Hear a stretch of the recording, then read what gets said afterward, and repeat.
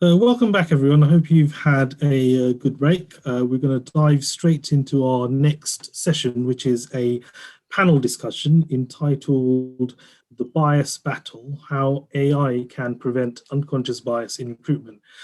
As this is a panel discussion, what I'd advise everyone to do is to get the most out of the session in the limited time is can you go straight to the Q&A box on the right-hand side of the screen and start to post some questions in relation to this topic to the panelists. So we've got a great lineup of speakers today. We have Romany Thomas, CEO and founder, Juggle Jobs. We have Louise Hopper, human rights barrister at Garden Court Chambers. We have Tali Shlomo, inclusion and diversity consultant, VP EMEA for Swiss Re. And we have Dr. Andrew Martinko, teaching fellow and behavioral scientist, psychology department at Durham University. So I'll hand over to our panelists to start the session. Super, thank you, Abdul, and it's great to be here. I'm really delighted to be hosting this incredible panel today. So the topic we're exploring is the role and impact of artificial intelligence in recruitment. And everyone here in the audience and on the panel, I think we know sort of two facts really. One is we're still in a rather undiverse business landscape, particularly at the leadership levels. And two, we're aware that as humans, we are fallible and riddled in our own bias. It's not that we're bad people, it's just a reality of being human. So one of the topics we're going to explore today is, can AI really go the distance in tackling bias and consequently lead to more diverse recruitment decisions? And what are the potential pitfalls as we go? So we've got 30 minutes in total. And as Abdul says, please put your questions into the chat box, and we'll make sure we leave about 8 to 10 minutes at the end to get to those. So I'm going to stop talking and hand straight over to the panelists to do very brief introductions and then dive straight in. So as Abdul mentioned, on the panel, we've got Louise, who's an immigration and human rights barrister. Louise, can you tell the audience in a sentence or two about your work and your interest in the topic here today? Good morning. I have been working in law for the last 23 years, and I specialise in gender and all things gender related. And so my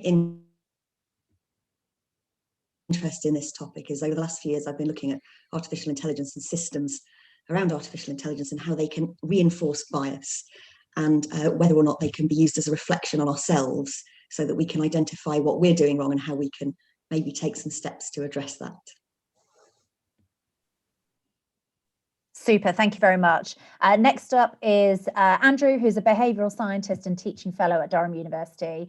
Andrew, same questions, a sentence or two about your work and interest in the topic here today. Sure. Good morning, everyone. Thank you, Romany. So I'm at Durham University in the social psychology department. I do a lot of research on EDI issues in organizations and sort of experimental and field studies on that topic. And I've also worked with a handful of Fortune 500 and FTSE 100 organizations to help sort of improve their EDI climate and culture and processes as well. So sort of feet in both the applied and research worlds. Brilliant. And we are going to be exploring some of the theory here today. So lots of questions coming your way. And finally, Tali, who's the VP of Inclusion and Diversity at Swiss Re. Tali, can you tell us briefly about your work and interest in the topic here today? Yeah, absolutely. Well, thank you for inviting me. I've been leading on I&D and wellbeing for about 18 years, started my career as an HR professional, and I think it's such an important topic more broadly, but the artificial intelligence is more and more becoming more prominent in how we potentially create the inclusion and diversity within organizations. So I think this is such a relevant topic to unpack and explore, and the impact it has on each and every one of us. Super. Right. So diving straight in, the title of the session is The Bias Battle. Can AI prevent unconscious bias in recruitment? So Andrew has promised some of the theory coming your way. And what is unconscious bias? What is it that we're actually dissecting here today? Sure. So the human brain broadly is not really designed to consciously process or reason its way through everything in the world, right? We have exponentially more social interactions, exponentially more interactions in general in this internet era, and with all the social connections we have, the brain is not designed to consciously deal with all of those things. So it instead often relies on what we call heuristics or schemas or stereotypes to sort of automate some of those processes in a sense. Which, as you sort of alluded to, Romani, is necessary for us to sort of get through this incredibly complex world. We simply don't have the capacity to consciously reason our way through everything. However, that can also lead to biased decisions, whether those are stereotypes or biases about people we interact with in our social interactions, or biases that affect our decision-making and problem-solving ability. If any of this sounds familiar, perhaps you've read Daniel Kahneman's book, Thinking Fast and Slow, which I think is a really sort of solid framework to understand how the sort of process of bias affects our thinking. So you have this small group of things that we can sort of consciously automatically process, but the majority has to go through these sort of automatic schemas and heuristics that help us deal with all of the information we're faced with. Brilliant. Thank you. That's an amazing summary. And for everyone in the audience here today, we will be referencing various books and philosophers and theorists. Don't worry about writing it all down. We'll make sure that we get those resources to you at the end, and do make sure that you're asking questions as we go as well. Louise, you see this bias playing out, but from a different perspective to the business world that we're talking about. Can you talk to us about what you see in your world, and consequently why it's important for us to tackle it, if indeed you do think it is? So firstly, yes, I do think it's important for us to tackle it. And my world is law, and I've worked in law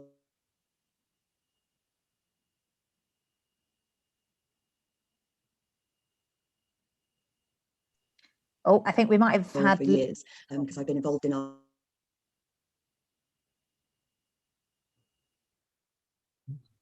Louise, you've frozen, so I'm just going to go straight to Tally instead for a second. Tally, you see the world of unconscious bias firsthand with your corporate hat on. How does it actually manifest itself specifically in the recruitment world? What do you see as a consequence of this? Absolutely, I think so. We see it all the time because, I think, as Andrew mentioned, biases, we all have bias, right? So for me, with my perspective on bias, it's a habit. It's a habit of the mind. It's an automatic mental shortcut that we take to make decisions. And it's not, the reason it's unconscious is because it's unintentional. How does it show up? Well, I'll just give two examples of how it could show up in recruitment. Affinity bias is one. So this is a tendency to seek out others who are like us, right? It has been found that in recruitment that employers tend to prefer candidates who are similar to themselves. So for an example could be a hobby, and they might not be related to the job performance or the job itself, but it's a bias that we feel connected with, and that's why it's affinity bias. The second one is confirmation bias. It occurs when people favor information that confirms their own beliefs. And this is where it gets really fascinating because, we've all spoken about blind CVs, and we've talked about how we can mitigate bias. So now that we're in this room today exploring how AI can help us mitigate, it gives us a different perspective. It gives us a different angle that we can start to tackle how to mitigate. Yeah, that makes complete sense. Although something that's striking me as we're having this conversation is often the language and the framing that we use for bias is that we need to cure it, that it's something that we need to get rid of. And Andrew, I think you touched on this earlier, that the world is so complex, we almost need the heuristics and lean on stereotypes to decipher what is a very complex world. And I'm sure that as a behavioral scientist, you're going to agree that perhaps the concept of curing is maybe not the right language or a context to tackle this here. Can you perhaps talk to us about why it's not right and how we can better frame the problem solution moving forward?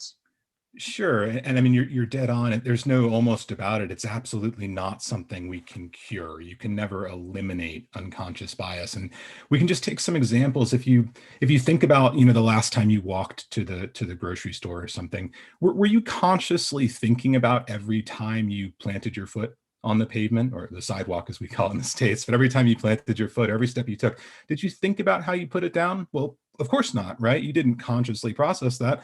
And that's more or less the same cognitive process that underlies our social biases that we have in interactions. We can't possibly consciously process how we pop our foot down.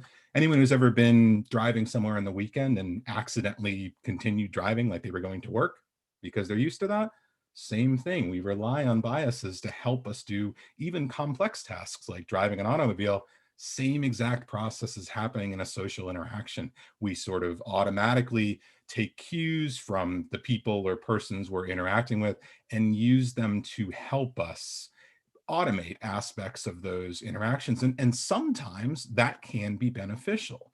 You can think of instances where sort of having cues about an individual might help guide your interactions with them and make them more effective. But as we know, and as Tally pointed out a couple great examples of from the recruitment and selection world, there are ways in which this backfires in a way that has serious negative impacts on groups of people and individuals. So can't be cured, but we can think about how we can beat it a little bit. Yeah, absolutely. And I guess, Tally, I'd be interested from your business perspective, because I guess as a woman and a non-white business person amongst predominantly white peers, I care about this for personal reasons. But why should we care beyond the experience and the feelings of the individual? Why is this an important business issue? So look, I think that there's so much data there.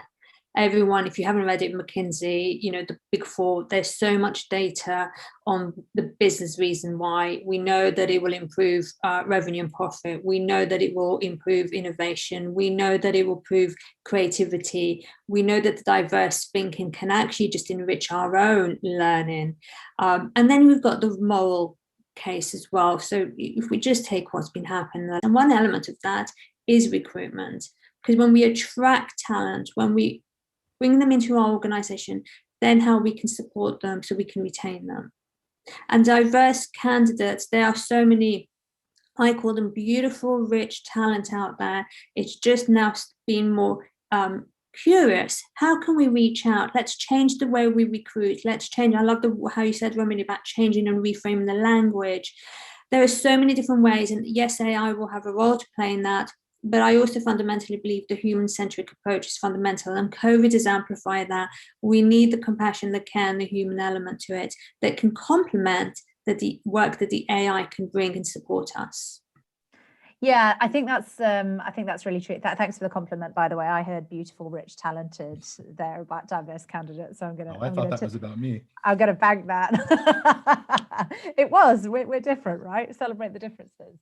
I want to go on to talk about AI and the actual teams themselves, because the major tech firms are fairly undiverse in their tech teams. So the people who are actually designing and developing the technology that's going to be used here are often male. They're often white or Asian, often from a certain socioeconomic background.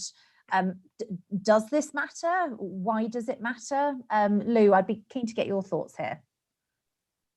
Thanks. I think hopefully that's my 2 cardinal Zoom sins out of the way. Somebody came to the door and very unstable internet connection.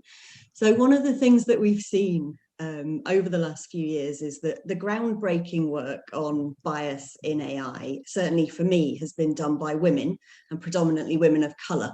And I don't think that that's an accident. I think it's because if you look at the work done on gender shades, for example, the realization of the bias came in a hotel bathroom.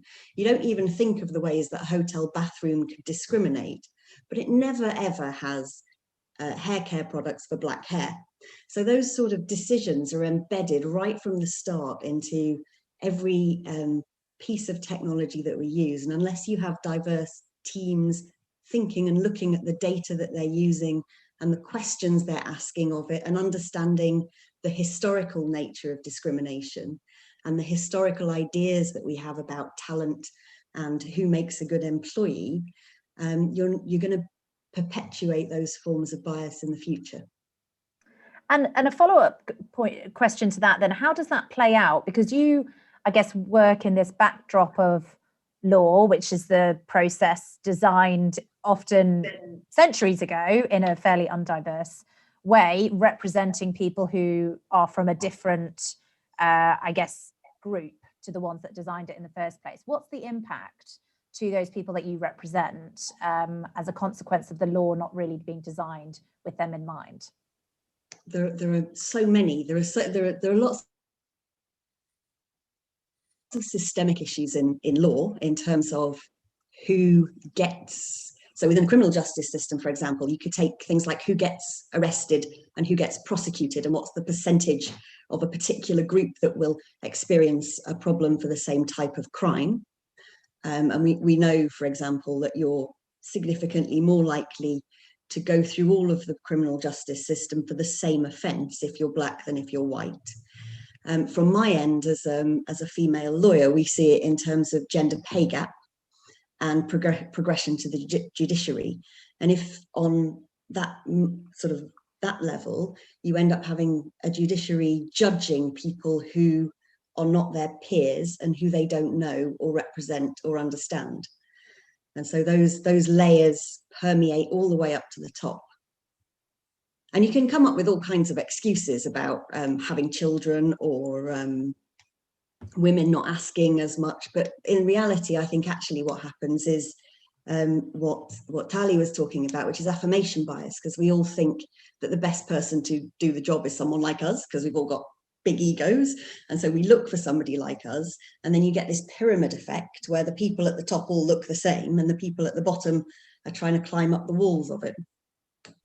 Yeah, also that theory around women not asking, that's been largely debunked. And it's been proven that women do ask, they just don't get rewarded for the same behaviour. Hence, things like the gender pay gap continue to perpetuate. With that in mind, Andrew, are we premature in thinking that AI can solve some of these problems when, you know, the reality is that we still do have pretty undiverse teams? Or are there methods and ways in which we can look to leverage AI now? Sure. And I'll just sort of, before I tackle AI, I'll just sort of reinforce too with diverse teams. You're all dead on. We understand quite a lot about how diverse teams can be more effective in decision making and problem solving. And it comes from what we call information elaboration. So basically bringing those diverse perspectives into a discussion, those different outlooks and cognitive diversity, you might call it, definitely allows teams to be more effective. The interesting thing and part of the challenge is diverse teams often believe they are less effective because those same information elaboration processes can result in conflict and they won't necessarily be as cohesive, but they actually are doing better. So it's this weird phenomenon where they sometimes believe they're not as effective when in reality, they are typically more effective than more homogenous teams. But to answer your question about AI's influence here, I think it's worthwhile to sort of differentiate between unconscious bias and systemic bias when we talk about these things. And I think AI has some clear benefits with unconscious bias, those individually biased decisions that Tali made, you know, similarity bias, that like me bias. It also allows us to get out there and look at a lot more candidates for any given role simply because a computer can process them much faster than human beings can. So we can get a broader talent pool. I think these are obvious pluses for AI. But when you think about that systemic bias side of things, that's where I think there's still a major stumbling block here for AI, in that inherently humans have to build and design AI. And when you talk about AI and machine learning, what it is trying to do is replicate human thinking in a simplistic way of talking about it. So if the humans who design it exist in a systemically biased structure, as I think it's very clear that we all do at the present time, you know, you mentioned thinking about Facebook and Apple and these companies that have basically no minority programmers and very few women in these roles. It's clear there's systemic bias there. They cannot really design an AI that will not also exist and replicate and reinforce those same systemic biases that are holding us back right now. So there are possibilities, there are opportunities, but it's also not a cure-all. It's not something that's going to just eliminate bias in recruitment and selection. Yeah, no, I appreciate it. So it's actually about breaking the problem down and leveraging the technology for some components, whilst in parallel getting these teams to a more diverse place, because that really, yeah, it's a chicken and an egg situation. That makes sense. Final couple of questions, but okay, apparently we have a lot of questions, so I'm going to just ask, a final one to Louise and Tally. Where do you see the opportunity to leverage AI in recruitment as a final point? And then we'll move on to audience questions. Tally, can I start with you? Yeah, absolutely. So I think there's such an amazing opportunity. One, we start with bringing down the homogenous teams. So really recruiting diverse teams that can help us, as Lou mentioned, tackling some of these diverse thinking and creating solutions. There's so much power to that, and we can accelerate a lot of the changes. The second one is it also helps us. We've started to break down some of the practices that we have inherited, and this is what Andrew's referring to, the systemic. So because we're building AI based on current practices, which has bias in them. So by having a diverse team, we can start to really challenge our thinking on how we can break down those practices. And that can all help us with accelerating how we leverage AI to mitigate bias where we can. Brilliant. Thank you, Tally. Same question for you, Lou. I know that you've got some concerns and we do need to be really mindful of the role of AI, but where do you see the opportunity and the upside here? Well, I think one of the things that's happened already is the thing that seems to have shocked us is that these systems have thrown back our own biases in our face. So things that were potentially hidden before suddenly become much starker when you look at them from a data perspective, because you can't hide from them as easily. And I think that's what shocked people. And to see that as intersectional discrimination so clearly analysed in a way where you can't just say, oh, well, I didn't mean to do it, or I didn't know I was doing it, is in itself helpful. I think we have real issues in having historical bias data that we are teaching machines to learn from. I think we don't understand what's happening. So none of this is explainable. From a legal perspective, a non-explainable AI is problematic, because if you employ one in terms of recruitment and it produces discriminatory results, then you're going to have problems. So I think that's really important to watch for. But fundamentally, I do think that the questions that I have are, can an AI produce results that are less biased than human decision making? And is that good enough? Because it's not enough just to be better if you're still making mistakes. Yeah, absolutely. I love that as a first step in just its infancy. It's thrown up a mirror to make us more conscious of our unconscious bias. I think that's a fantastic starting point. I'm going to hand back to Abdul, as we have quite a few questions coming for the panelists. So Abdul, over to you.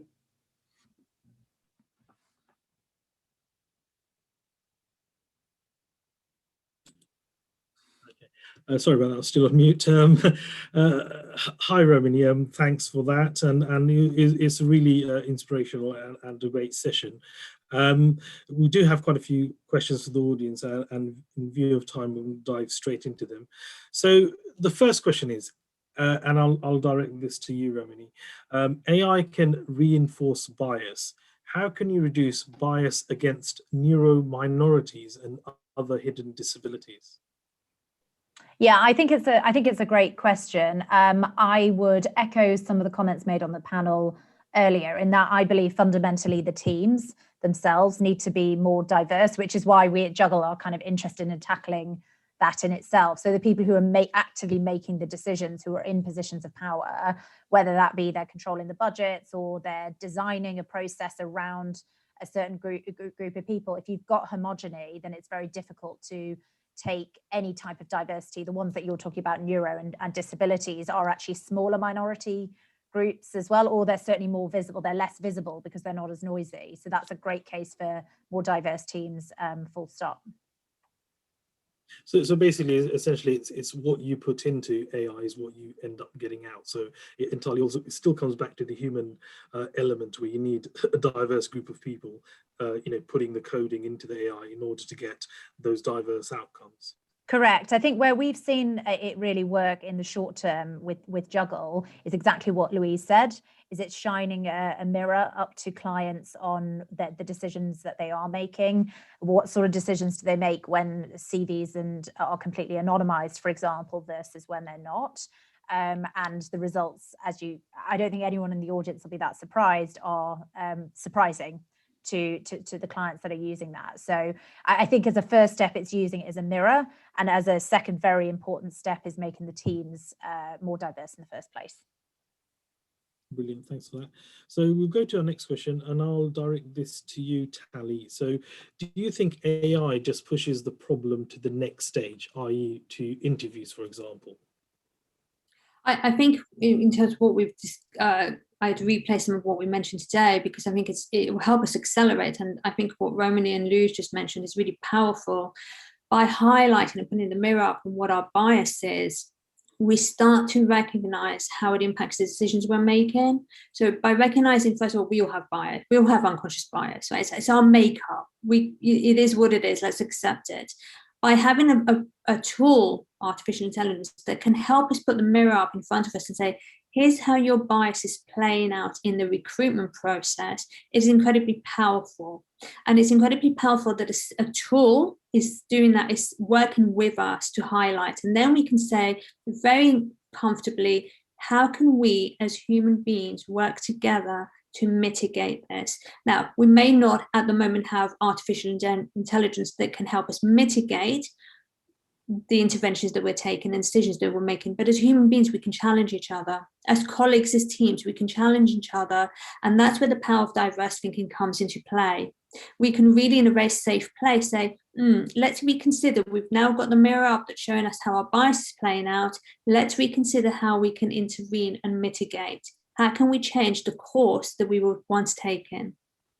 Sure, but isn't it the fact that, so for example, not specifically about AI, but other measures like, for example, name blind recruitment, where you remove someone's personal identification, like the names and so on. Isn't it more important to create sort of inclusion and create a conducive environment for diverse talent to come in? Because if you get the name blind recruitment, you get someone to get past and get through to recruitment and get recruited. But if the organization doesn't have that culture of inclusion, wouldn't that then lead to issues around retention, with people leaving when they got through recruitment, but now they're experiencing discrimination, prejudice once they've got into the organization? I would say, the whole D&I, and I'm going to add well-being to this because I think it's so important that it's intrinsically linked for me, is that we should do this parallel. You can't do one in isolation. You've got to do them parallel. So attracting diverse and recruiting and appointing diverse candidates is one element.